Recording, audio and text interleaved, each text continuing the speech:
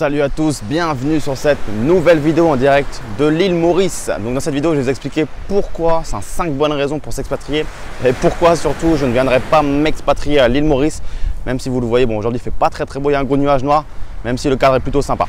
Alors, comme d'habitude, avant qu'on commence cette vidéo, cliquez bien sur le bouton s'abonner ci-dessous, ça vous permettra de recevoir en avant-première toutes les prochaines vidéos. Et également, lisez bien la barre de description puisque vous allez pouvoir télécharger gratuitement un petit pack de bienvenue au contenu 100% secret qui te permettra de commencer à amorcer ton indépendance financière.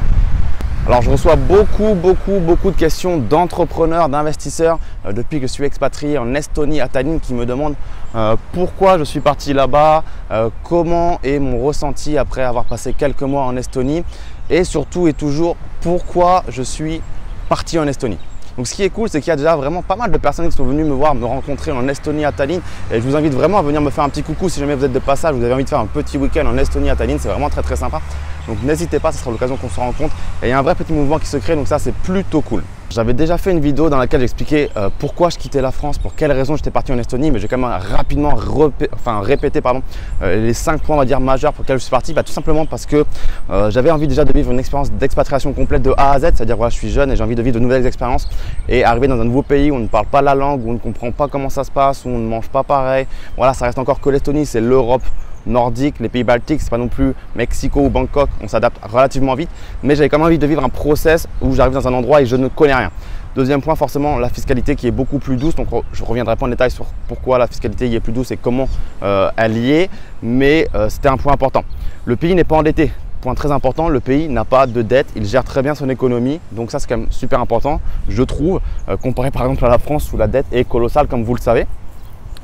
Autre point, les gens sont éduqués, les gens sont civilisés, la délinquance est relativement faible et ça c'est quand même cool parce que c'est vrai qu'aujourd'hui en France on ne va pas dire qu'on est en insécurité, mais c'est vrai qu'on se sent quand même mieux dans d'autres pays, notamment quand je me balade en France, que je rentre dans un centre commercial avec un sac ou une petite valise parce que je vais à l'aéroport, directement je dois ouvrir ma valise devant tout le monde avec mes habits, mes slips, bref je ne porte pas de slip, mais bref c'est assez gênant de devoir déballer sa valise devant tout le monde. Et autre point, l'arrêt petit point, c'est que les femmes sont plutôt joli, mais ça je pense que c'est relativement accessoire, enfin du moins ça dépend pour qui soit célibataire ou pas. Point important que j'ai oublié de citer et quand même qui est très important vis-à-vis de mon activité, c'est que le pays quand même est très avant-gardiste d'un point de vue technologique, d'un point de vue internet, d'un point de vue start-up, notamment crypto-monnaie, ils ont des gros projets dans les crypto-monnaies. Le pays est très avant-gardiste sur tout ce qui est ça, internet, etc. Et donc ça c'est super cool. Mon processus d'expatriation par exemple, au niveau du papier, ça a été très minime puisque je n'ai qu'un contrat de location pour mon appartement. Je crois que je n'ai même pas un seul papier pour ce qui a été de créer ma société. C'est-à-dire que tout a été vraiment dématérialisé et ça c'est très confortable. On n'a pas des classeurs de paperasse à traîner, un petit peu comme en France. Et surtout, tout est très rapide puisqu'un processus d'expatriation en Estonie, en une semaine, si tout s'agence très bien, ça peut être fait. Appartement, société créée, compte bancaire créé et les petites paperasses d'à côté. Alors quand on parle d'expatriation, généralement il y a 3 mythes. Le premier mythe, ça va être de croire que, voilà, chacun pense ce qu'il veut, mais que ce n'est pas bien, que ce n'est pas bien vu, que ce n'est pas réglo vis-à-vis de la France et de son pays, que voilà, partir, ça va être un petit peu lâche. Alors voilà, on ne va pas rentrer dans le débat, tout dépend de la raison pour laquelle vous partez. Est-ce que c'est purement fiscal? Est-ce que c'est purement pour le travail? Est-ce que c'est parce qu'il y a des avantages qu'on n'a pas dans le pays dans lequel on est? Est-ce que c'est parce qu'on a envie d'aventure? Est-ce que ça dépend de plein de choses, on ne va pas rentrer dans le débat aujourd'hui. Deuxième point, c'est de croire qu'il faut gagner beaucoup d'argent, mais vraiment beaucoup d'argent pour pouvoir s'expatrier. Et le troisième point, c'est de croire que s'expatrier, eh bien, ça peut coûter cher. Donc pour les deux derniers points de l'argent, en fait, ça va clairement dépendre, encore une fois, il n'y a pas de cas général, vous vous en doutez bien, pardon. C'est que ça dépend pour quelles raisons encore une fois on part et surtout dans quel pays. Il y a des pays dans lesquels c'est beaucoup plus facile d'arriver d'un point de vue fiscal pour avoir la résidence fiscale. Et tout dépend également de votre niveau de revenu. C'est sûr que si vous gagnez aujourd'hui 1200 €, 1500 € avec une activité, je ne sais pas, peu importe laquelle, c'est pas forcément intéressant d'aller s'expatrier. Par contre, si vous gagnez à partir de, je ne sais pas combien, on pourrait dire à partir de combien c'est intéressant, 10 000, 15 000, 20 000, ce qui n'est pas non plus des revenus relativement élevés, eh bien ça peut déjà être intéressant de partir. Alors encore une fois, il faut prendre en compte tout ce qui va être la vie familiale également, enfants, est-ce qu'on est marié, est-ce qu'on peut bouger tout le monde facilement, les intérêts économiques qu'on a sur place également en France ou dans le pays duquel on veut partir. Bref, on ne va pas rentrer également dans cette vidéo de tout ce qui est intérêt économique Mais voilà en tout cas sur les 3 mythes sur l'expatriation qui sont, comme on l'appelle, des mythes, donc qui ne sont pas forcément fondés. Alors également, quand on parle d'expatriation, peut-être que vous vient à l'esprit différents problèmes pour s'expatrier. Alors par exemple, la peur de l'échec, la peur de se dire putain, je vais commencer un processus d'expatriation mais ça ne va pas fonctionner, je ne sais pas pourquoi, ça va bloquer un endroit ou un autre. Il peut également y avoir l'épuisement dans les différentes tâches à accomplir parce que mine de rien, on arrive dans un pays où on ne connaît rien, on ne sait pas ce qu'il faut exactement faire et donc il peut y avoir différents petits process à suivre dans un ordre bien précis pour savoir ce qu'il faut faire. Donc la peur de l'épuisement dans les différentes tâches à accomplir, de ne pas se faire comprendre, de ne pas être suffisamment accompagné. On peut également avoir la peur de la solitude puisque finalement on arrive dans un pays où on ne connaît personne potentiellement ou très peu de personnes et où il faut se refaire un réseau et cela ça peut être compliqué. On peut également avoir la culpabilité d'être absent pour sa famille et ses amis. Donc ça dépend encore une fois où vous partez. Si vous partez pas très loin ça va, mais si vous partez vraiment à l'autre bout du monde, on peut se dire putain je ne suis plus là pour ma famille, pour mes amis et ça peut être quelque chose d'assez pesant à supporter.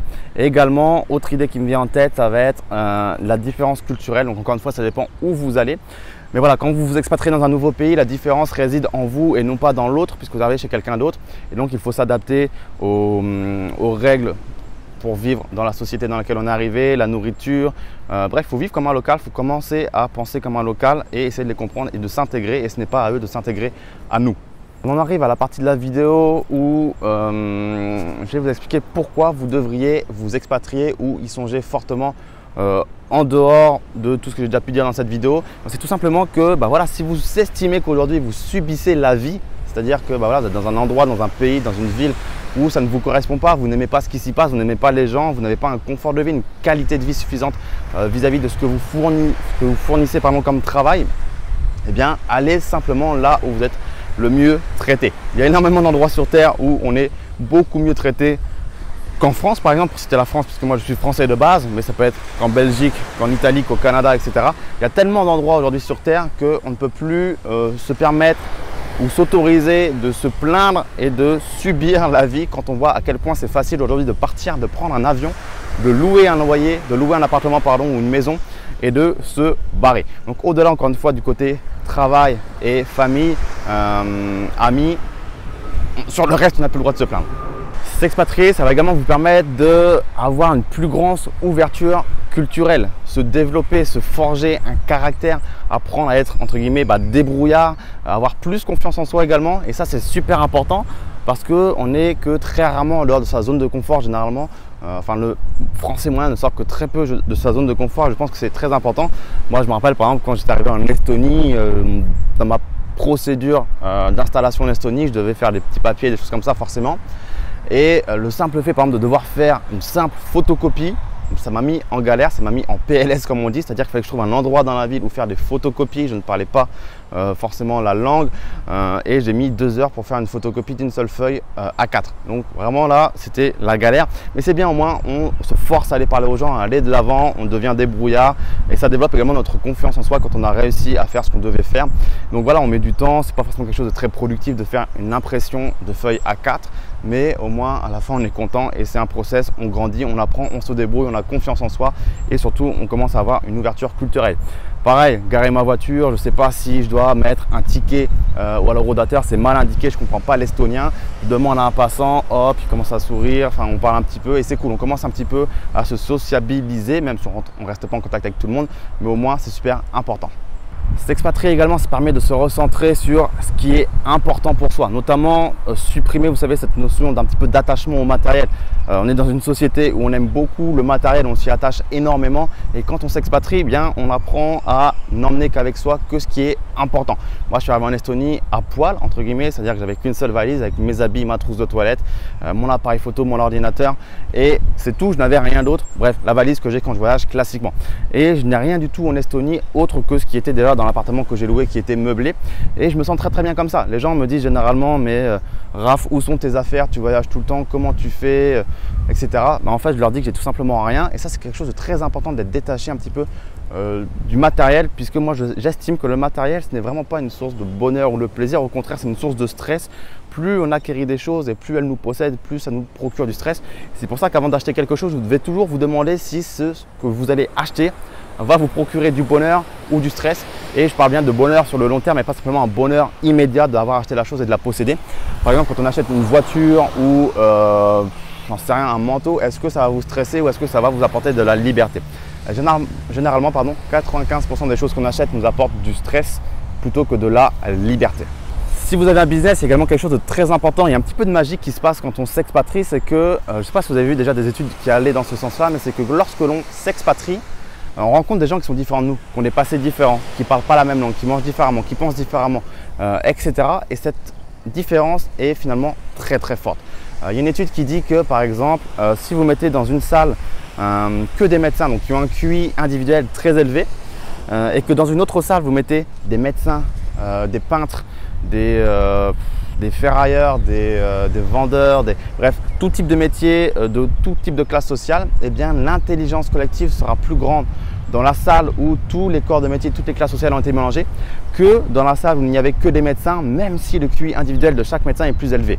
Et ça, c'est quelque chose d'intéressant puisque ça montre typiquement que la différence entre les individus qui se parlent, qui se mélangent, permet de créer quelque chose de très très bon collectivement, de développer des idées, de développer des choses et ça, c'est excellent. Donc s'expatrier là-dessus, c'est excellent puisque eh bien, c'est exactement ce qui va se passer. Vous allez rencontrer des gens de tout horizon. Et moi, notamment en Estonie, à Tallinn, il y a beaucoup de gens qui sont de tout le monde entier parce que c'est un pays très accueillant en termes de start-up d'Internet, comme je vous l'ai dit.